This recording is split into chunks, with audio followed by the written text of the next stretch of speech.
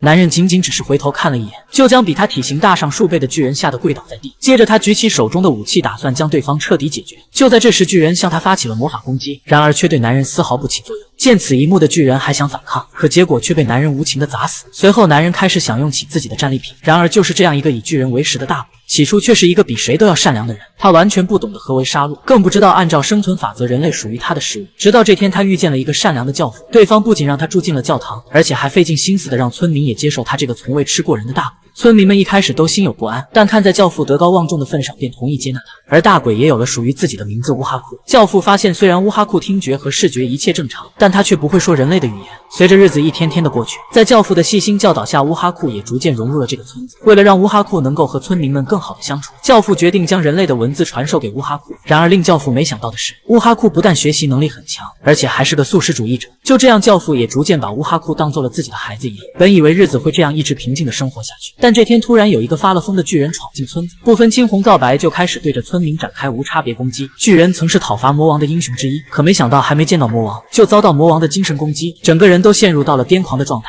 为了消除脑海中令他恐惧的声音，他开始到处破坏，而可怜的村民们更是被他当做了练后餐。眼看曾经的英雄变成这副可怕的模样，善良的教父便想用语言劝解巨人回头是岸，毕竟真正的魔王已经不存在了。教父相信，只要巨人放下仇恨，就一定能够战胜心魔。然而此时的巨人早已被魔王控制了心神，哪里还听得进教父的话？教父的好言相劝，最后换来的却是巨人无尽的怒。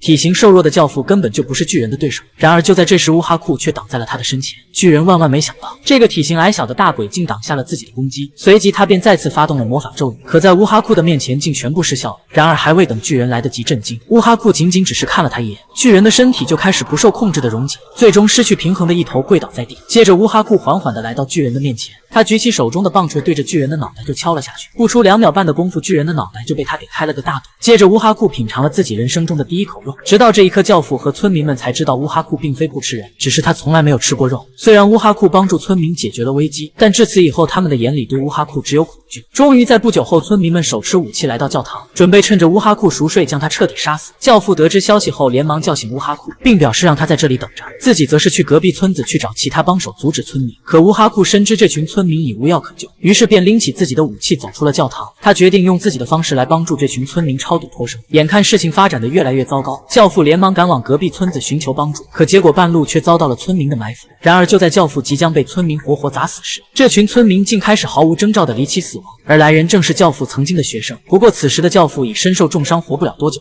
自知命不久矣，教父临死前给乌哈库留下了一封信，表示一直以来自己对待乌哈库都是错的，剥夺了乌哈库遵循自然生存法则的权利，强行给他加上了属于人类的价值观。因此教父希望乌哈库能够忘掉自己教导他的一切，从此以后不受任何限制，只要遵循内心的想法去生活就好了。